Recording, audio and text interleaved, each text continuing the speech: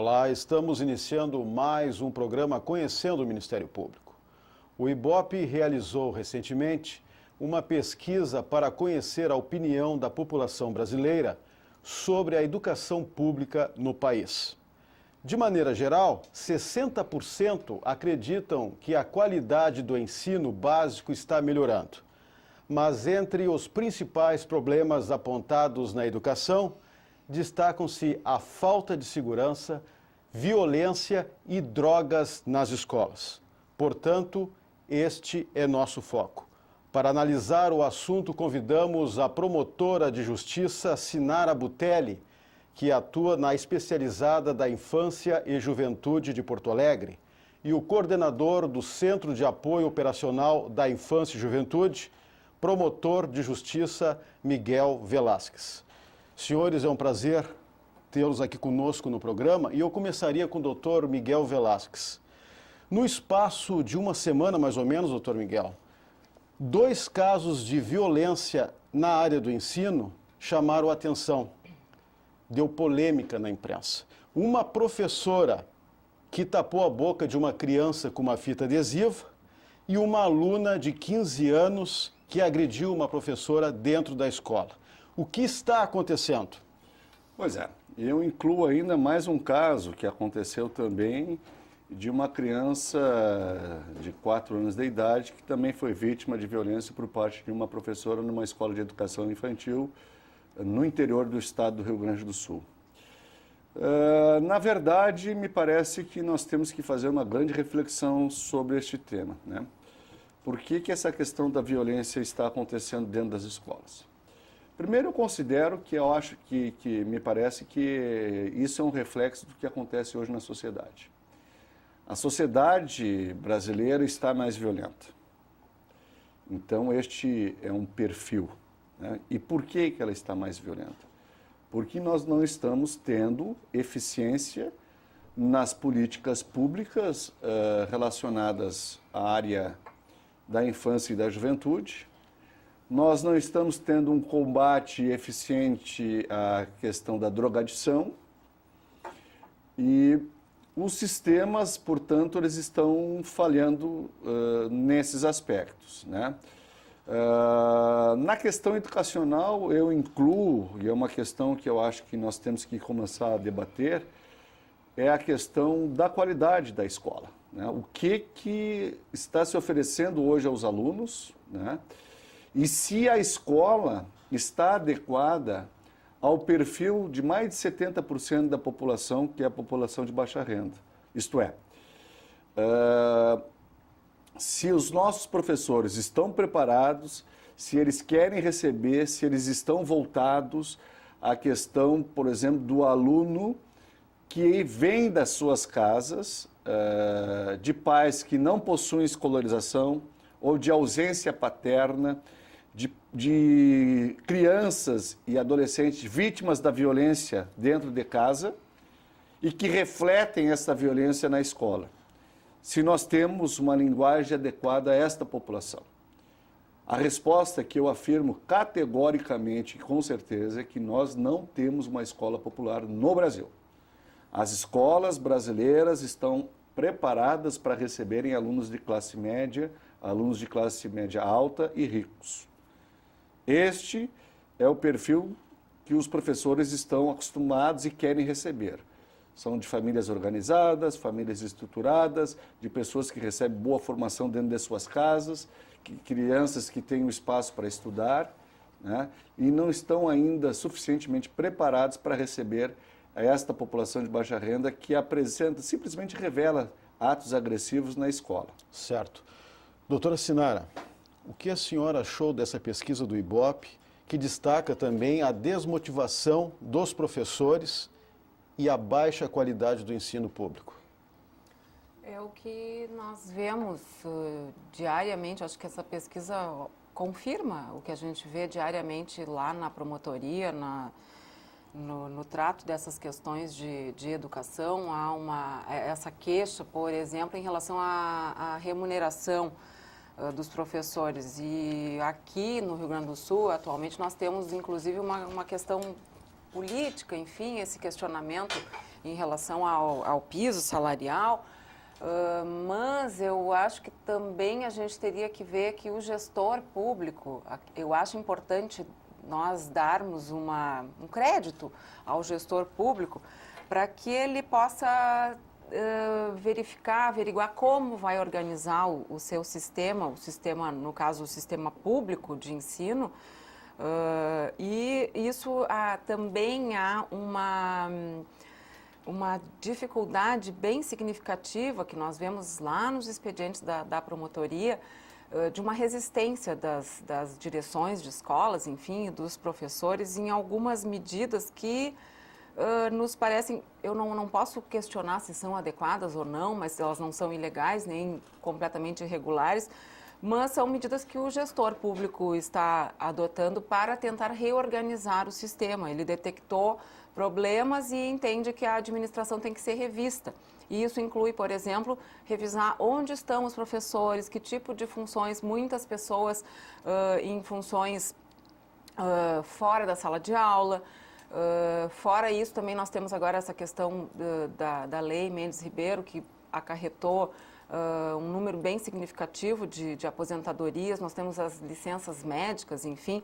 Então, realmente a gente vê que percebe que os professores estão desestimulados, mas eu assim, de uma certa forma, pessoalmente, eu, Sinara, identifico um pouco de uma situação muito política, um tanto corporativista até, de resistir sem dar nenhuma chance ao gestor de que ele verifique o que pode ser feito, né, para a melhoria da qualidade. E aí, nisso, eu menciono, por exemplo, um trabalho que a promotoria já faz, a Promotoria da Infância e da Juventude aqui em Porto Alegre, várias promotorias no estado do Rio Grande do Sul, em função da implementação da nossa ficha de comunicação do aluno infrequente, a FICAI, que começou aqui em Porto Alegre, enfim, aquele movimento pioneiro, né, no Brasil inteiro, e depois se alastrou pelo Brasil como uma experiência bastante positiva.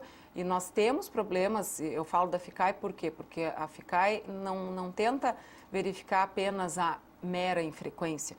É que por detrás dessa infrequência nós vemos todas essas questões da falta de atrativo na escola, o desestímulo dos professores, várias questões que têm que ser vistas talvez com um pouco mais de flexibilidade de todos os lados, tanto e uma participação maior também das famílias, porque isso que o Dr. Miguel menciona, da desestruturação de famílias que são a clientela significativa do sistema público de ensino, não é? Nós vemos isso, desestruturação, um número bastante significativo de filhos nas famílias, o que eu não consegui entender bem até hoje, se mostra assim, acarreta uma certa permissividade dos pais, ou porque não conseguem dar conta de administrar a vida de todos esses filhos. Dentro disso aí existe essa excessiva permissividade também dos pais. Claro. A senhora fala em gestor público. De que forma o gestor público pode, digamos assim, amenizar, tranquilizar o ambiente intraescolar, porque é ruim e isso acaba afetando de alguma maneira a educação, o aprendizado? Olha, o que eu tenho visto, e a promotoria, o Ministério Público do Rio Grande do Sul tem participado bastante de perto, tanto aqui no Rio Grande do Sul, nós temos acompanhado as medidas que estão sendo tomadas. Eu acredito que apresentar essas propostas, isso nos parece que tem sido feito, envolver outros elementos da sociedade, como a gente vê, por exemplo, através do movimento Todos pela Educação, ao qual se engajou o governo federal e, por consequência, os governos estaduais também assumiram esse compromisso, e o Rio Grande do Sul, se eu não me engano, foi o primeiro estado a assinar esse convênio, enfim. E o que significa o Todos pela Educação? É uma busca de toda a sociedade, não apenas do governo, mas da sociedade civil também, enfim, de todos os órgãos. E existem comitês de gerenciamento da implementação dessas metas propostas pelo movimento Todos pela Educação, essas metas estão numa lei federal, foram transformadas. em regulamentação, enfim. Então, há uma busca, dentre outras questões, além da universalização do ensino, que o Brasil, enfim, já andou bastante acentuadamente, e talvez aí a gente tenha um problema, porque houve a universalização, ou seja, o acesso, a facilitação do acesso de grande parte da população, se não praticamente toda, eu acredito, mas houve um certo descuido ou não se conseguiu acompanhar, e isso é o que volta o nosso foco para a questão da qualidade. Claro. Doutor Miguel, falando em busca pela educação, está sendo preparada a Conferência Estadual de Ensino para outubro. E me parece que agora, em 2010, haverá também a Conferência Nacional. Que assuntos o senhor aconselharia que entrasse nesses debates? Antes disso, eu acho que é importante a gente colocar algumas situações que precisam ser refletidas pela sociedade, uma questão da violência escolar. Quando surge um fato de um aluno agredir um professor, isto vira notícia e debate, né? Mas as violências, elas ocorrem de parte a parte, né? O que me parece que nós temos que ter também? Em primeiro lugar, eu não defendo quem pratica ato agressivo contra professor, né? Ainda que muitas vezes o professor pode ter contribuído para que essa ação aconteça, né? Neste caso, a adolescente se disse que foi ofendida pela professora e que a professora usou de práticas autoritárias com ela, mas ela já vinha apresentando atos de indisciplina. Bom, o que eu quero dizer? Eu digo sempre que a escola não pode ser uma ilha. A escola não tem que dar conta sozinha das situações. E muitas vezes a escola quer fazer isto, né? Ela não denuncia, ela não encaminha o adolescente infrator para o sistema de justiça achando que vai dar conta, né? E espera uma atitude extremada para dar conhecimento à autoridade. Quando que, no primeiro ato infracional, ou crime, né, que nós chamamos, praticado pelo adolescente, deve-se passar esse jovem, esse adolescente, pelo sistema de justiça, né? Passar pela delegacia, passar pelo crivo do promotor de justiça, passar pelo judiciário para que ele receba uma medida socioeducativa. E a escola, em regra, procura dar conta dessas situações, permitindo que isso aumente. Então, o jovem fica com aquela sensação de impunidade, mas não que não exista um sistema para atender. Existe. Ele não é acionado, ele não é utilizado, né? Muitas vezes porque a escola ou fica com pena, ou fica com medo de dizer que ele vai manchar, vai marcar esse jovem, ele não vai ter um futuro e tudo mais. Então, esse é um aspecto que é importante destacar. E outro aspecto que eu acho que é importante colocar é que nós não podemos também só vitimizar o professor, considerar que a questão salarial gera a baixa autoestima. Não é só isso, né? Por exemplo, o município de Porto Alegre é um dos municípios que melhor remunera os professores no país, né? E também tem fenômenos semelhantes a este, né? Na verdade, nós temos que ver que espécie de exemplo estão sendo levados aos jovens, né? Nós temos que tirar o caráter beligerante que existe hoje entre as entidades representativas dos professores com a Secretaria de Educação ou com os governos de Estado. Não estou me referindo a esse especificamente. Mas eu não me recordo em nenhum momento em que as reivindicações do magistério ou ações propositivas por parte de entidades que representam o magistério tenham se associado a governos para a contribuição na melhoria do sistema de educação, né? Então, algumas ações isoladas, e aqui eu não coloco todos os professores, mas algumas ações também são agressivas, que geram e que exemplificam como um exercício, me parece, de afronta às autoridades. Sim. Né? Pessoas que são educadores que fazem atos que afrontam o princípio de autoridade, né? Mostrando métodos, né, que não são os mais eficazes para fazer um movimento reivindicatório, né? Agressões pessoais, agressões à honra, né? Atos, por exemplo, que eu reprovo certamente quando colocar, por exemplo, o nome de um governo num ralo de esgoto, né, feito por uma liderança, A meu juízo, se um aluno faz isso com relação ao diretor ou professor de escola, ele vai certamente, aqueles profissionais vão querer excluir o aluno. Claro. Mas são exemplos que ele está recebendo também. Então, me parece que essas questões precisam ser melhor refletidas pelo próprio magistério, né, nas suas ações. Até que ponto as suas atitudes também não refletem no comportamento do aluno. Sim, e levadas também para esses eventos que eu referi. Se o professor, sim, e eu espero, por exemplo, de que essas conferências não sejam simplesmente, não sejam corporativas, que a gente faça um amplo debate, e coloquei isso aos organizadores do evento, e eu quero que o Ministério Público participe,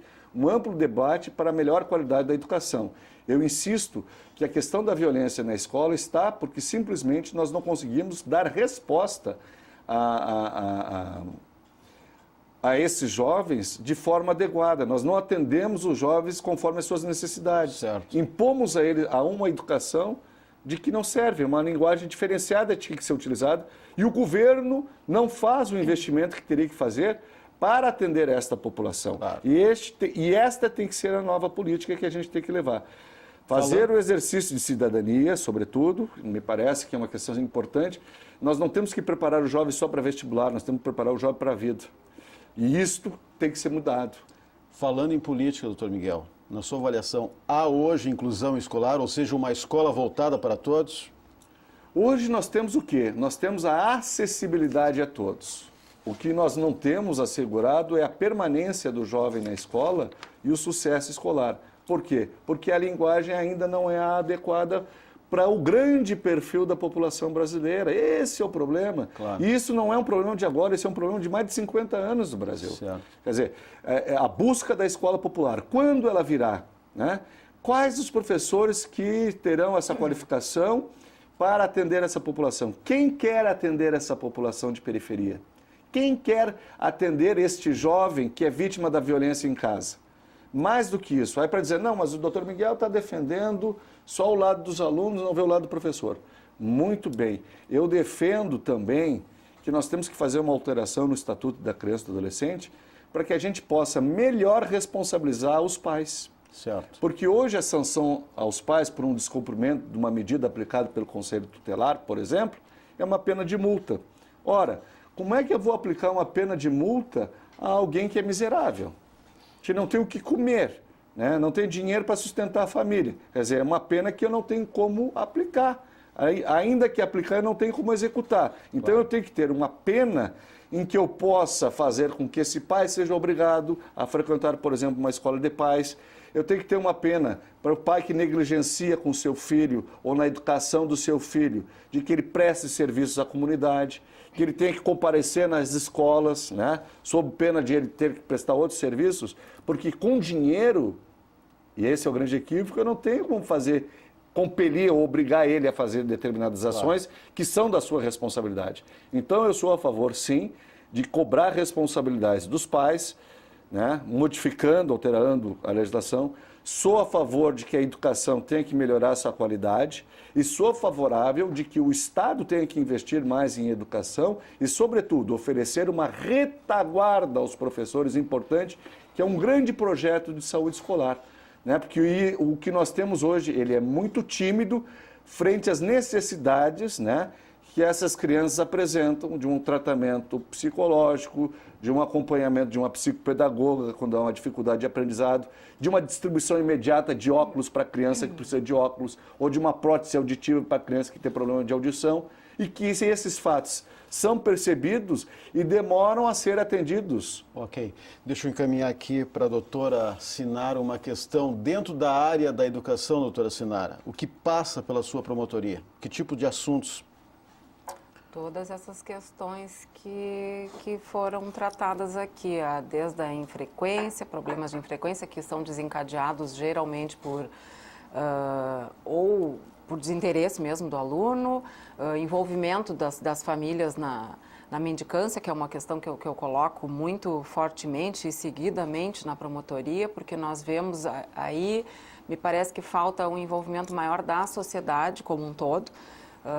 No sentido, por exemplo, a rua, obviamente, é muito mais atrativa do que a escola. Então, nós vemos os meninos, enfim, meninas nas sinaleiras, nas esquinas, muitas vezes levados pelos próprios pais, familiares, às vezes um explorador na área de exploração sexual, na área também de drogadição, algum traficante, enfim.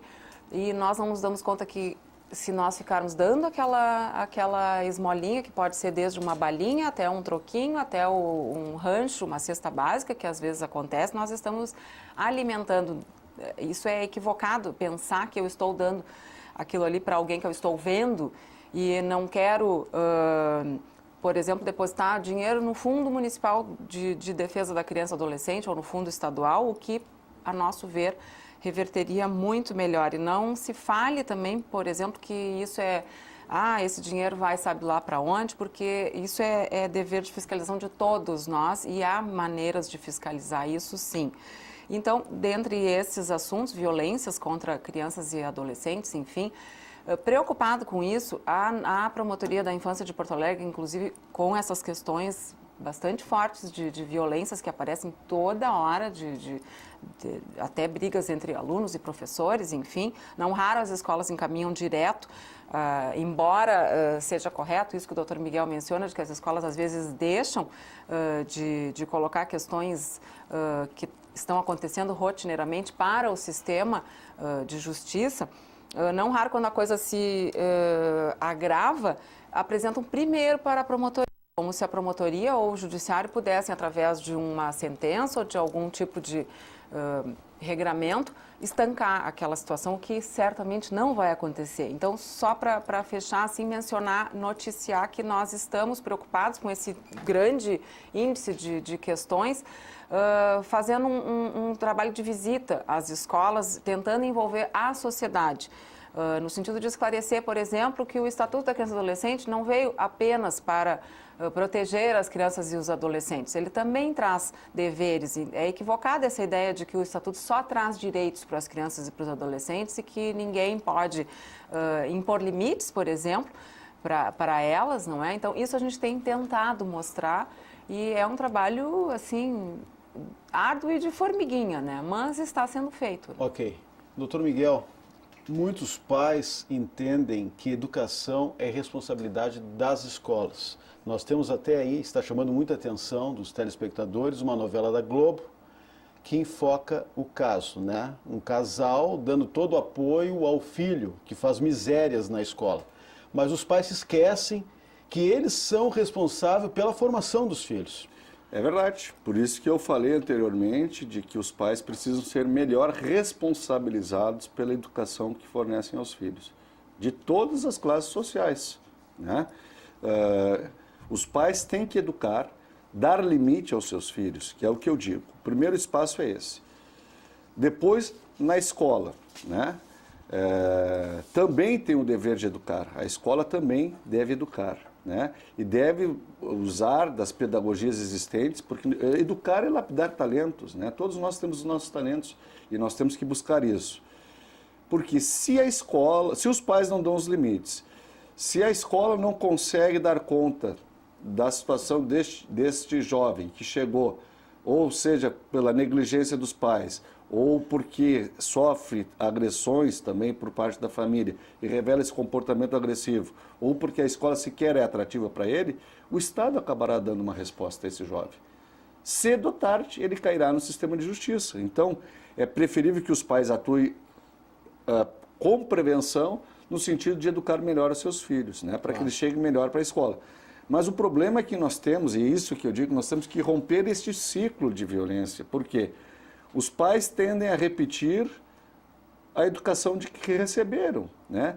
E eu repito que mais de 70% dessa população também foi agredida, né?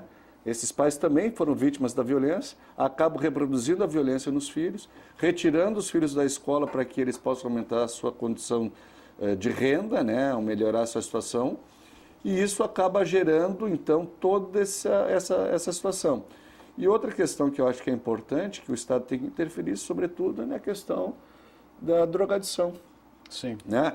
nós não temos mais só que pensar nessa questão de política de redução de danos, né? Depois que o adolescente já é um dependente químico, a situação fica muito mais complicada, né? Então, ele já revela também comportamentos agressivos até em função disto, né? Sim. Então, na verdade, nós temos que fechar essas portas, né? Do mundo das drogas, para que as crianças sequer queiram ter a curiosidade da experimentação, para que eles possam efetivamente ter uma educação saudável e possa ter um desenvolvimento sadio para ter uma vida adulta sadia. Certo. Já que o senhor falou em drogadição, o crack, doutora Sinara, muitas ocorrências envolvendo o crack que hoje está disseminado? Muitas, bastante situações que nós vemos lá na promotoria, inclusive a colega que atua nessa área de saúde, a colega Noara Lisboa, está fazendo um trabalho nessa área, já ingressou até com ação civil pública, enfim, e pelo que eu sei do que está sendo feito, não sei profundamente, mas está sendo trabalhado agora uma questão com as comunidades terapêuticas, que, pelo que percebi, têm sido mostradas como uma alternativa, não é até em relação à questão da redução de danos, mas é impressionante o número de situações que nós temos na promotoria que acabam acarretando, às vezes, até ajuizamento de ações de destituição de poder familiar, porque os pais perderam o controle dos filhos e, enfim... Certo. Doutor Miguel, para fechar o nosso programa, um minutinho, aquele recado final do Ministério Público para os pais e também para os educadores. Eu quero dizer, para finalizar a minha fala, nos seguintes termos. O simples é punir. O mais fácil para nós é punir. Este caso, por exemplo, da violência dessa adolescente que agrediu a professora, já há um processo, ela já está sendo responsabilizada, o Ministério Público aguarda o laudo para saber se essa lesão foi de natureza grave e se foi, ela vai ser responsabilizada. Isso é muito fácil. Então, essa discussão, me parece que ela é superficial. Nós temos que aproveitar um fato desta natureza para aprofundarmos a discussão. A responsabilização dos pais na educação e formação dos seus filhos, com uma melhor penalização também desses pais, né, que não conseguem educar e dar limite aos seus filhos. Nós temos que pensar o que a escola vem oferecendo hoje a seus filhos, né, se é a pedagogia adequada, como estão as práticas dos professores, se são práticas autoritárias ou não, né? Por que isso acontece com um determinado professor e não acontece com outro. Aprofundar essa discussão. Acho que esse é o grande momento de fazer uma discussão total. Sairmos da superficialidade, do casuísmo, dos casos isolados, e para tratarmos profundamente daquela educação de qualidade que todos nós almejamos. Ok, mais uma vez eu agradeço a presença dos senhores, a gentileza em aceitar o nosso convite e nós vamos ficar por aqui. Na próxima semana voltaremos com mais um assunto de interesse no Conhecendo o Ministério Público. Até lá!